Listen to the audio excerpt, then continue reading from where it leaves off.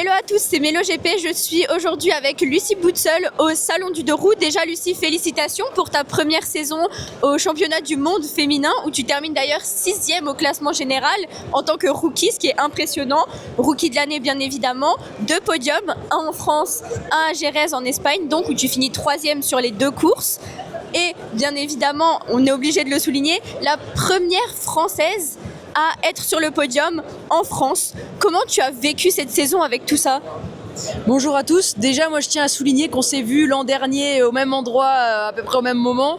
Et le parcours qui a été fait entre deux, c'est vrai que c'est assez incroyable quand tu rappelles cette première saison mondiale. Je pense qu'arriver en championnat du monde, c'est le rêve de beaucoup de pilotes et d'y performer, c'est encore quelque chose. Donc, je me sens assez privilégiée d'avoir pu y accéder. Après, faut pas oublier que c'est beaucoup de travail et beaucoup de sacrifices. Donc, ça fait plaisir aussi que ça se concrétise avec des résultats tels, comme tu les as cités, que des podiums et un titre de rookie de l'année. Donc, une très très belle saison en 2025 et puis on espère que 2026 sera tout aussi beau.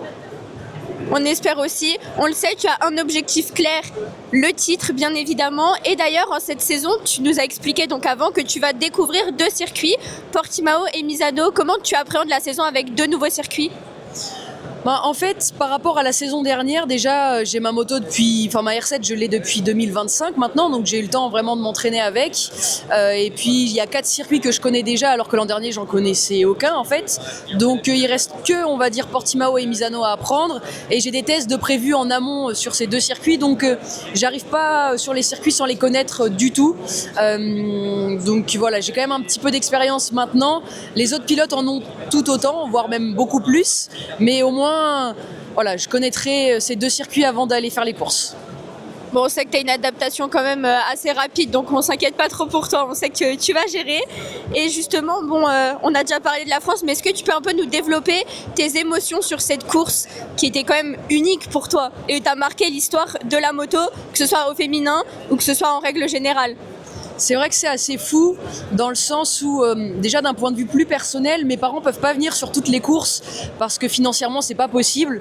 Donc à Manicourt, j'avais ma famille, mes amis, mes partenaires, et de faire un podium en France et que ce soit le premier podium d'une Française en mondial, en fait tout était réuni pour que ce soit beau et ça s'est très très bien passé, donc ravi. Et puis ce qui a été assez incroyable aussi, c'était la communion et la célébration avec tout le public, le tour après le drapeau à damier où j'ai pu célébrer avec le public en portant le drapeau de la France.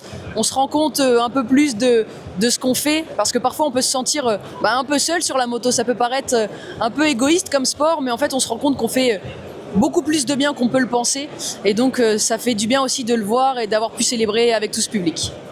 En tout cas, une chose est sûre, tu fais clairement notre fierté. Personnellement, j'ai suivi ça de loin, donc j'ai pas pu être sur le circuit. Mais je peux te dire que j'avais aussi les larmes aux yeux, c'était vraiment très émouvant. Donc encore toutes mes félicitations. On a parlé de tes objectifs pour la saison, mais comment est-ce que tu te prépares justement, sachant que tu veux aller chercher le titre ? Est-ce qu'il y a une préparation peut-être plus dure aussi ? D'un point de vue préparation, l'avantage que j'ai par rapport à 2025, c'est que j'ai déjà ma moto et que du coup j'ai commencé les entraînements au mois de janvier à Jerez. C'était la première fois que je roulais aussitôt. D'habitude je roule jamais avant février-mars. Et après la préparation reste plus ou moins la même. Je m'entraîne beaucoup sur le simulateur DVS de mon entraîneur. Donc ça me permet notamment d'apprendre les circuits que je connais pas et de les retravailler en amont, parce qu'on n'a pas forcément les moyens financiers d'aller sur tous les circuits avant le début du championnat. Donc je travaille sur ça, et je travaille aussi mentalement. Je suis suivie par un psychologue du sport. C'est un point qui se démocratise aussi, on en entend de plus en plus parler sur les réseaux, mais c'est vrai que c'est hyper important. On se rend pas compte de la pression qu'on peut avoir, et si on sait pas la gérer, ça peut très vite être un frein et être un poids. Donc faut réussir à transformer tout ça en positif, et j'arrive à bien le faire. Donc tout est super positif en fait, et puis avant tout profiter de cette belle saison mondiale qui se présente. Mais mon vrai objectif personnel, c'est plus de m'améliorer tour après tour et d'apprendre à chaque fois. Donc en fait, peu importe quel sera le résultat, à partir du moment où je suis satisfaite de moi dans ma progression, c'est vrai que c'est le point qu'on a défini avec l'équipe qui est le point le plus important, c'est de progresser à chaque fois.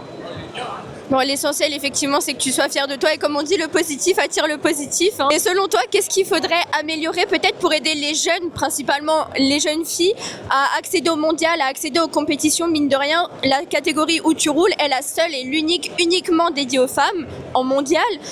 Est-ce que on sait que l'accès sera très compliqué évidemment, donc qu'est-ce qu'il faudrait développer selon toi? Déjà, les choses changent parce que ce championnat existe. Il n'existait pas, ça va être la 3e année là, donc il n'existait pas il y a peu de temps déjà. Donc on voit que les choses changent, ça prend du temps, mais je pense que c'est assez exponentiel en fait. Ça a mis du temps à arriver et là maintenant qu'on y est, ça évolue assez vite en fait. Donc il y a encore beaucoup de choses à faire. Ce qui fait plaisir aussi, c'est qu'il y a des instances comme la Fédération française de motocyclisme qui a créé l'équipe de France de vitesse féminine. Donc ça prouve aussi que du côté des pilotes, il y a un engouement, mais du côté des fédérations et des institutions, il y a un engouement aussi. Donc faut juste que tous mettent en place plus de communication, plus de visibilité, attirera plus de partenaires. Et en fait, il faut que tout devienne plus intéressant pour tout le monde.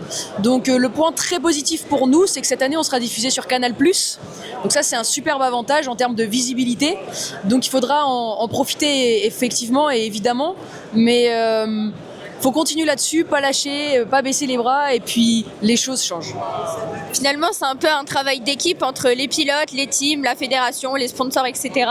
En tout cas, on a vraiment hâte de pouvoir suivre ça sur Canal+. C'est vrai que c'est exceptionnel et beaucoup plus simple aussi pour les fans, je pense. Et donc, est-ce que tu as une pression supplémentaire du fait de représenter la France en mondial et d'être aussi talentueuse, hein, on va pas se le cacher? C'est une question qui est assez pertinente dans le sens où l'an dernier j'arrivais un peu en outsider, personne ne m'attendait et en fait peu importe le résultat que j'allais faire, il allait forcément être bon en fait. Et après les 2 podiums, c'est clair que mon statut a changé, on me voit plus de la même façon, on s'attend plus à ce que je fasse des résultats, donc forcément ça attire plus de pression. Après moi j'essaye vraiment de le transformer en moteur plus qu'en pression qui m'alourdit et transformer tout ça en positif en fait. Le fait que je sois attendu, moi j'ai toujours justement espéré qu'on me reconnaisse et qu'on sache que je suis capable de me battre pour du haut niveau. Donc en fait c'est plus ce que j'attendais depuis un moment. Donc c'est vrai que ça peut être pesant. Après, je travaille beaucoup pour transformer tout ça en positif. Et en fait, finalement, c'est pas une pression, c'est plus un moteur. Et le fait de voir tout ce monde autour de moi et qui m'aide à aller encore plus haut, en fait, c'est juste génial et ça fédère beaucoup de monde dans ce projet. Donc, il n'y a pas vraiment de pression supplémentaire. C'est juste réussir à transformer tout ça dans un moteur positif.